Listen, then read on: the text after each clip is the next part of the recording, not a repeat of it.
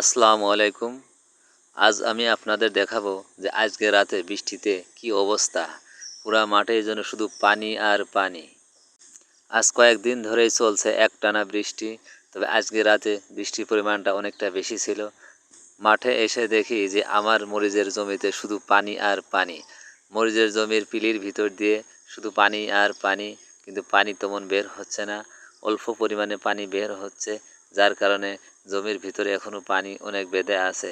তবে আশা করি কিছুক্ষণের ভিতরেই হয়তো পানি সব নেমে যাবে। তবে জানি না মরিচ গাছের অবস্থা শেষ পর্যন্ত কি হবে। তবে এভাবে পানি থাকার কারণে গাছ মারা যাওয়ার সম্ভাবনাই সব থেকে বেশি থাকে। এখন দেখা যাক কি হয়, কারণ দু একদিন বাদেই সব কিছু বোঝা যাবে যে গাছ বেঁচে থাকবে নাকি মারা যাবে। পুঁইশাকের জমিতে আসার পর দেখি যে পুরা নিচের থেকে যে নিচের জায়গাটা সেখানে ভরাট হয়ে গেছে পানিতে, এবং ওই পানি উপরে উঠে আসছে। তার মানে পুঁইশাকের জমি থেকে পানি বেরোনোর কোনো সুযোগ নাই। দেখেন আমি এখন যাচ্ছি যে মাঠের ভিতর দিয়ে, মাঠের ভিতরে এত পানি, এবং পাশে দেখতে পাচ্ছেন যে মনে হচ্ছে যেন একটা পুকুর, কিন্তু আসলে এটা পুকুর নয়, এটা একটা নিচু জায়গা যেখানে শুধু পানি দেখা যাচ্ছে। এবার রওনা দিলাম শহরের উদ্দেশ্যে। কারণ শহরে যাওয়ার কারণটা হলো যে আমার বিচালি কাটা যে মেশিন আছে সেই মেশিনে কোনো রকম ধার নাই, যার কারণে ওই ধার দেওয়ার জন্য একটা গ্রাইন্ডিং মেশিন কিনতে হবে।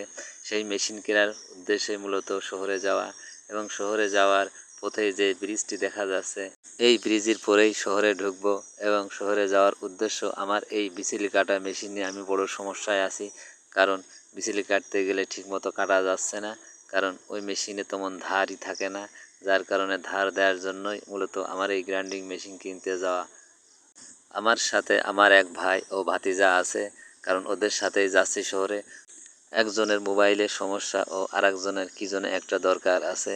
তো আমরা আস্তে আস্তে শহরে ঢুকলাম, এবং শহরে ঢোকার পরেই দেখতে পাচ্ছি যে শহরের দিকে প্রচুর পরিমাণে বৃষ্টি হয়েছে। শহরের কাজগুলো শেষ করে এবার বাড়ির দিকে রওনা হব। বাড়ির দিকে যাওয়ার পথে হঠাৎ ভাবলাম যে কিছু খাওয়ার দরকার, তাই একটা হোটেলে ঢুকে হালকা পাতলা কিছু নাস্তা সেরে নিলাম। এবং নাস্তা সারার পরে ভাবলাম যে বাড়ির জন্য কিছু নিতে হবে, তাই দেখলাম এক বিরিয়ানির দোকানে।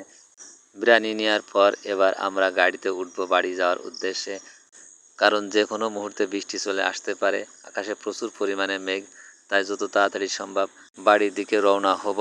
তবে গাড়ি থেকে নামার পর এবার আস্তে আস্তে হেঁটে যাচ্ছি বাড়ির দিকে, এবং আমার চাচাতো ভাইয়ের হাতে ব্যাগ।